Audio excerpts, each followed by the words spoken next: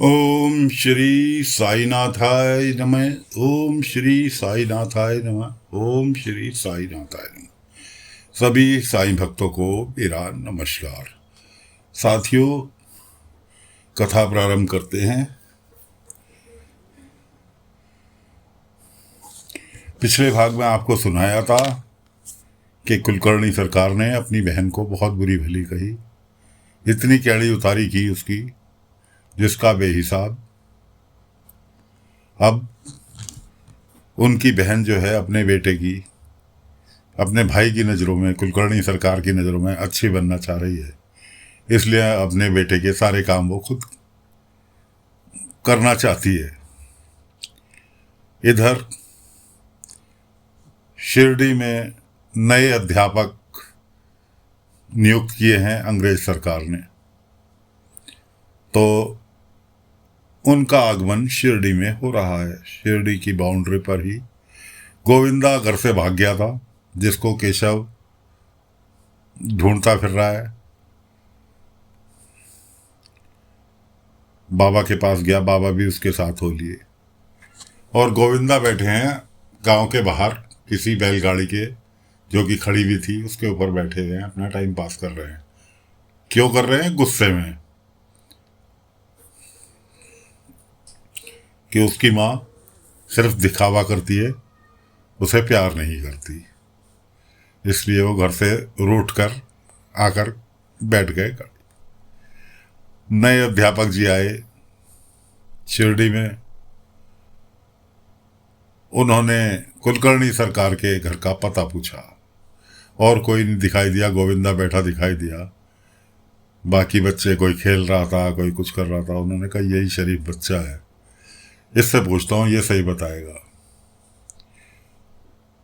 उन्होंने कहा कुलकर्णी वाड़ा यहाँ पर किधर है? गोविंद ने पूछा क्यों? अब मास्टर जी जरा थोड़े अकड़ू टाइप के थे। उन्होंने कहा तुम्हें क्या मतलब, तुमसे जितना पूछा है उतना बताओ। उसने, गोविंदा ने कहा इसे मास्टर, इसे जो है व्यक्ति को उसे नहीं पता ये मास्टर है गोविंदा को। उसने कहा इसे सबक सिखाना चाहिए। अकड़ के कैसे बोला कि मैं ही कुलकर्णी वाड़े का सदस्य और मुझे से अकड़ के बोल रहा है, मेरे ही घर का पता पूछ रहा है। उसने कहा पहली बात तो ये सुनो कि कुलकर्णी वाड़े का नाम अब गोविंदा वाड़ा हो गया है, इसलिए जिससे भी पूछना गोविंदा वाड़ा पूछना। और उसे गलत रास्ता बता दिया कि जो कि वापस जंगल में चला जाए। हम मास्टर जी अपना संदूक उठाए हुए पूरे गांव का उन्होंने चक्कर काट लिया। फिर कोई व्यक्ति मिला, उसने उन्हें कुलकर्णी वाड़े पहुंचाया। इधर गोविंदा को ढूंढते हुए केशव और बाबा दोनों गोविंदा के पास पहुंचे। उसे समझा बुझाकर घर लेकर केशव गए। बाबा के समझाने पे गोविंदा घर चला गया। केशव जो थे, उसे लेकर जैसे ही घर में प्रवेश किया तो सामने दिखाई दिए मास्टर जी। अब मास्टर जी तो थके हारे वैसे ही हो रहे थे, पूरे गांव का चक्कर काट के। मास्टर जी ने आव देखा ना ताव देखा, गोविंदा पे बर्फ पड़ी। यही लड़का है जिसने मुझे इतना परेशान किया, मुझे गलत रास्ता बताया, और यहाँ तक ये बोल रहा था कि अब कुलकर्णी वाड़े का नाम गोविंदा वाड़ा पड़ गया है। कुलकर्णी तो कुछ नहीं बोले। केशव कहने लगा मेरा छोटा भाई है, चंचल है, इसकी ओर से मैं आपसे क्षमा मांगता हूँ। इतना कहकर केशव उसे लेकर घर के अंदर चले गए। अब कुलकर्णी सरकार मास्टर जी को समझाने लगे कि मेरी अनुमति के बगैर यहाँ कोई काम नहीं होता। उन्होंने उसे अपने सारे आदेश उपदेश सारे दे मारे मास्टर को। हाँ दोस्तों, बताने भूल गया मैं, सुनाना भूल गया कि मास्टर जी पहुंचे द्वारका माई। ढूंढते ढूंढते द्वारका माई पहुंचे। द्वारका माई में प्यास लगी हुई थी, पूरे गांव का चक्कर काट के थक गए थे। बाबा थे नहीं द्वारका माई में। पानी का मटका रखा दिखाई दिया, उसमें से निकाल कर उन्होंने पानी पिया। उसकी इतने में बाबा आ गए।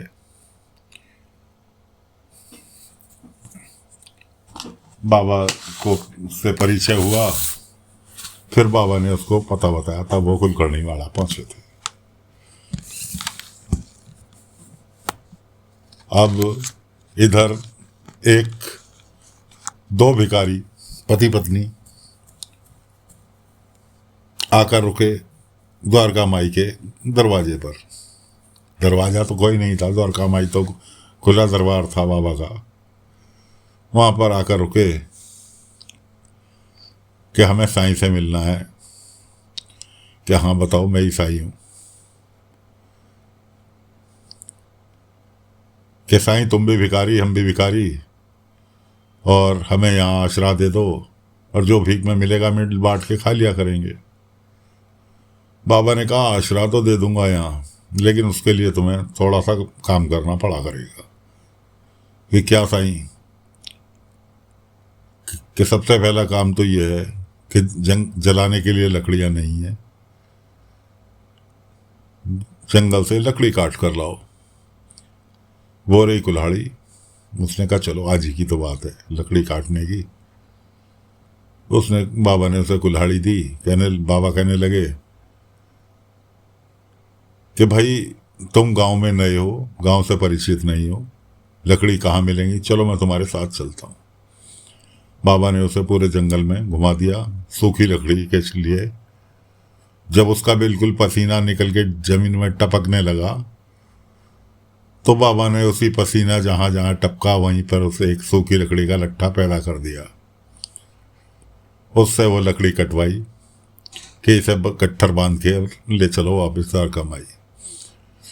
द्वारका माई में लकड़ी ला के रखी और दोनों पति पत्नी फिर बैठ गए। इतने में बाईजामा बाबा के लिए खाना लेकर आई। बाबा ने कहा अच्छा हुआ बाईजामा, बहुत सही समय से आई, बहुत भूख लग रही है। बाईजामा ने कहा पहले तो साईं ऐसा कभी नहीं कहते थे, कोई बात नहीं, हो सकता है। और उन पति पत्नी के मन में चाह उठी कि हाँ अब तो साईं के लिए खाना आया तो साईं जरूर हमें भी देंगे, क्योंकि हमने साईं का काम करा, लकड़ी काट के लेकर आए। बाबा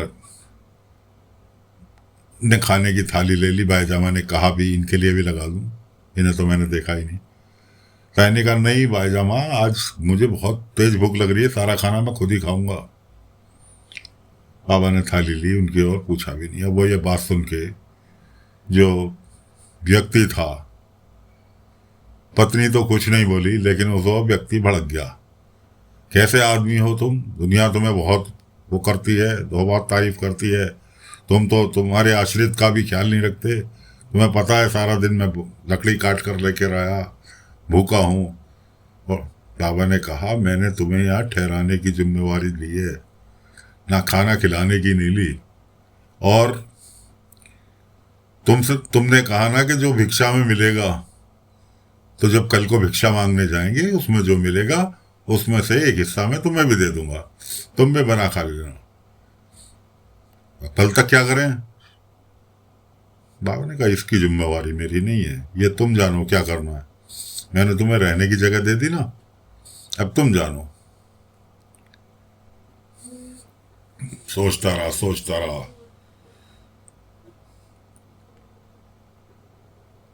फिर आया बाबा के पास। ऐसा है, ये लकड़ी मैं काट के लेके आया हूं मेहनत से, इस पे मेरा हक है, मैं इसे बेचकर तुमसे बेहतर खाना खा सकता हूं। बाबा कुछ नहीं बोले, मुस्कुराते रहे। उसने लकड़ी का गट्ठा उठाया और बाजार की ओर निकल लिया गांव में लकड़ी बेचने के लिए। इधर जब वो चला गया तो बाबा ने उसकी पत्नी को बुलाया, आओ खाना खा लो। उसने कहा नहीं साईं, आपने तो। बाबा ने कहा नहीं, ये भीख में मिला हुआ आखिरी बार खाना है तुम्हें, आज के बाद भीख में मिला हुआ खाना नहीं खाओगी तुम। कि तुम्हारा पति इतना काबिल बन के लौटेगा कि आज के बाद वो तुम्हें भीख में मिला हुआ खाना नहीं खिलाएगा। वो एक आलसी प्रवृत्ति का हो गया था, उसको सुधारने के लिए मुझे एक कदम उठाना पड़ा। खैर जी, बाबा ने समझाया, उसकी पत्नी ने खाना खा लिया। अब वो बाजार में ले जाके लकड़ी ले लो, लकड़ी ले लो, कोई नहीं ले रहा। एक महिला आई, यूँ कहने लगी, भाऊ यहाँ बैठ के आवाज़ लगाने से कोई नहीं लेगा, घर घर जाओ और जिसको जितनी ज़रूरत होगी उतनी लकड़ी ले लेगा, कोई 2 पैसे की और कोई 3 पैसे की, और तुम्हारा जल्दी बिक जाएगा। यहाँ तुम सारा दिन भी बैठे रहोगे तो नहीं बिकने की। उसकी समझ में आया, घर घर जाकर वो लकड़ी बेची। उसके बाद पैसे मिले उनसे, अपनी पत्नी के लिए, अपने लिए पकौड़े पकौड़ी सब, बहुत मिठाई, ये सब सामान लेकर आया और बड़ी टशन में पैसे बच भी गए थे। बाबा के आगे बाबा दीपक की बाती बना रहे थे बैठ के द्वारका माई में। भाई जमा चली गई थी खाना खिलाकर। बाबा बैठे थे, उसकी पत्नी एक कोने में बैठी थी। बाबा के पात्र में 2 सिक्के डाल के, लो तुमने आज, ये मेरी पहली कमाई के हैं और तुमने हमें आसरा दिया रुकने का आज, उसके लिए किराया समझ के रख लो। बाबा मुस्कुराए। अब वो अपनी पत्नी के पास गया कि ले, मैं तेरे लिए बहुत अच्छी अच्छी चीज़ें लाया हूँ, खा ले बैठ के। उसने कहा मैं खाना खा चुकी। खा चुकी? किसने खिलाया? तब उसने पूरा का पूरा उसे, उसकी पत्नी ने किस्सा सुनाया कि ऐसे ऐसे बाबा ने तुम्हें इसलिए भेजा था। अब तो वो बाबा के कदमों में आ ही जाना था कि साईं आपने मेरी आंखें खोल दी, आज के बाद आपने मुझे एक हुनर सिखा दिया मेहनत का, लकड़ी काट के मैं गुजारा करूँगा। अपनी पत्नी को कभी भी भीख मांगने के लिए, ना खुद भीख मांगूंगा, ना अपनी पत्नी को भीख मांगने के लिए प्रेरित करूंगा। मेहनत करके खाएंगे। कोई बात नहीं जी, उनको वो लोग अपना बाबा से आशीर्वाद लेकर निकल गए। इधर अध्यापक जी ने अपनी पाठशाला चालू की। पाठशाला में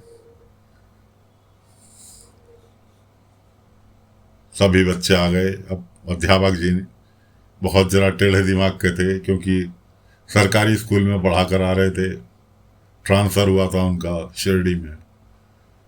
तो उन्होंने अपनी हेकड़ी दिखानी चालू की बच्चों में कि मेरे क्लास में बैठने के नियम है, कोई शैतानी नहीं करेगा, कोई ये नहीं करेगा, कोई वो नहीं करेगा। इस तरह से उन्होंने बच्चों को अपने नियम समझाए। बच्चे सोचने लगे कि हमारे पहले अध्यापक थे माधव, वो तो इतने प्यार से हर बच्चे का ख्याल रखते थे, इन्होंने तो पहले दिन से ही अपनी अकड़ दिखानी चालू कर दी। उधर पहला दिन था गोविंदा का पाठशाला, नई पाठशाला में जाने का, और गोविंदा की माँ जो थी वो अपने भाई को ये दिखाना चाह रही थी कि मैं बच्चे का बहुत अच्छी तरह से ख्याल रख सकती हूँ। उसके बालों में तैयार करते समय गलत तेल लगा दिया, जिससे उसको एलर्जी थी। उसके सिर में खुजली होनी चालू हो जाती थी दूसरा कोई तेल लगा के। अब उसको पाल पोस के तो कुलकर्णी की पत्नी रुक्मणी जी ने बड़ा किया था, क्योंकि वो तो बच्चे पे ध्यान देती ही नहीं थी। उसको तो सिर्फ खाने के अलावा दूसरी चीज़ सुझाई नहीं देती थी। अब वो अपने भाई को दिखाने के लिए कि मैं अपने बच्चे का ख्याल रख सकती हूँ, उनने गलत तेल लगा दिया। गोविंदा जो थे सिर खुजाने लगे। मास्टर जी सख्त होने के कारण उन्होंने 1 बार 2 बार मना किया। अब जिसके खुजली लग रही हो तो भाई साहब उसको तो कोई कितने ही डांट ले, वो तो खुजाने के लिए हाथ लगाए गई। उसकी खुजली नहीं रुकी। मास्टर जी ने उसे सजा दे दी। धूप में खड़ा कर दिया, पाठशाला से बाहर निकाल कर। अब धूप इतनी तेज, शिरडी में वैसे भी गर्मी पड़ती है ज़्यादा ही, सर्दी बहुत कम पड़ती है। दिसंबर के महीने में, जनवरी के महीने में भी केवल रात को सर्दी होती है, वो भी हल्की। अब उसके बच्चे के पैर जले जा रहे, नहीं समझ में आ रहा मास्टर जी के। कोई बात नहीं, अब वो यहाँ तक की कंडीशन आई कि वो चिल्लाने लगा। बाबा ने उसकी आवाज़ सुनी और बाबा दौड़ते हुए चले आए, उसे उठाया, छाया में बिठाया। अब मास्टर जी जो थे बाबा वे भड़क गए, तुम्हें किसने हक दिया मेरे पाठशाला के काम में इंटरफेयर करने का, हस्तक्षेप करने का? बाबा ने कहा बच्चा दर्द से परेशान है, इसलिए इसको उपचार की ज़रूरत है। बाबा लेके चले ही थे कि इतने में अंता पंता आ गए। ए फकीर, तू उपचार करेगा इसका, चल हमें दे। वो लेके उसे कुलकर्णी वाले चले गए। मास्टर जी को हड़काया कुलकर्णी के आदमियों ने। हे मास्टर, तेरी हिम्मत कैसे हुई कुलकर्णी सरकार के भांजे को धूप में खड़ा करने की, कि तुझे अपनी पाठशाला चलानी है यहाँ पे या नहीं चलानी। खैर जी, वो ले गए उसे कुलकर्णी वाले। अब कुलकर्णी वाले में फिर नंद भाभी के अंदर बहस चालू हो गई। रुक्मणी जी तो बहुत शांत स्वभाव की थी, अब वो अपने फिर दिखाने लगी। यहाँ भी बाबा को ही, बाबा तो वहाँ जिसका दुख देख लेते हैं आज भी, उसको जब तक दुख से निजात नहीं मिल जाती बाबा उसका साथ नहीं छोड़ते। अब बाबा के को तो पता थी कि जबरदस्ती बाबा के हाथ से गोविंदा को ले गए थे। तो बाबा ने देखा कि हाँ गोविंदा दर्द से करा रहा है। बाबा ने अपने द्वारका माई में बैठे बैठे बांसुरी बजानी चालू की और उसकी धुन से गोविंदा के सिर की खुजली से भी राहत मिली। और पैरों की जलन के लिए उन्होंने ऊदी का लेप बनाया और जो दो भिखारी आए थे उसके पैर में चोट थी, उसके ऊपर लेप लगा रहे थे और उधर आराम गोविंदा को मिल रहा था। अगले दिन गोविंदा फिर पाठशाला के लिए पहुंचे। रास्ते में उन्हें मेढक दिखाई दिया। मास्टर जी रास्ते में मिल गए कि तुम कल की सजा का असर तुम पर नहीं हुआ जो यहाँ मटरगस्ती कर रहे हो, चलो सीधे पाठशाला। गोविंदा ने कहा आज मास्टर जी को सबक सिखाना चाहिए। मास्टर जी वहीं उसे रास्ते में मेढक दिखाई दिया। उसने मेढक उठाया, अपने बस्ते में डाला और पाठशाला में जाके सीधे ट्रांसफ़र कर दिया मास्टर जी के थैले में। अब मास्टर जी ने पढ़ाना चालू किया। गोविंदा बड़े शरीफों की तरह आराम से बैठे हैं। अब मेंढक ने फुदकना चालू किया, बच्चों की नज़र पड़ी। अब बच्चों ने हंसना शोर मचाना चालू किया। जब बच्चों ने शोर मचाना चालू किया तो मास्टर जी की निगाह गई, बच्चों को डांटा। बच्चों ने कहा मास्टर जी आपके थैले में कुछ है जो फुदक रहा है। देखा तो मेंढक। अब मेंढक जैसे ही मास्टर जी ने थैला खोला, मेंढक उछल के बाहर, सारे बच्चों के पूरी क्लास में उनने उछल के उसके बाद वो बाहर निकल गया। अब मास्टर जी ने फिर बच्चों को सजा देनी, किसकी कारस्तानी, सही सही बताओ नहीं तो सबको सजा मिलेगी। मास्टर जी ने फिर सभी के हाथों पर संटी मारनी चालू कर दी। संटी मार के पूरी क्लास के उसके बाद कहकर गए कि मैं अभी काम से बाहर जा रहा हूँ, अभी लौट रहा हूँ, सोच लो समझ लो, या तो जिसने ये शैतानी की है वो अपने आप सामने आ जाओ मेरे, वरना पूरी क्लास को फिर सजा मिलेगी। गोविंदा ने सुझाव दिया कि मास्टर जी की ये तो जास्ती है कि मास्टर जी अगर हम क्लास में ही नहीं रहे, सारे के सारे क्लास में नहीं रहे, तो मास्टर जी किसे सजा दे लेंगे। इस तरह से सारे बच्चों ने सलाह मशवरा किया और क्लास से सारे के सारे गायब होकर कहाँ बैठे, बगीचे में, बाबा के बगीचे में जाकर बैठे और वहाँ अपना उन्होंने खेल कूद चालू कर दिया। अब इधर मास्टर जी आए क्लास में, देखा वहाँ बच्चे गायब। मास्टर जी परेशान, अब मास्टर जी निकल लिए बच्चों को ढूंढने। तो दोस्तों कथा को फिलहाल विराम देते हैं। और क्या मास्टर जी बच्चों को ढूंढ पाए, मास्टर जी की मदद किसने की, सुनाएंगे अगले अंक में। तब तक के लिए आज्ञा दीजिए। ओम साई राम, ओम साई राम, ओम साई राम।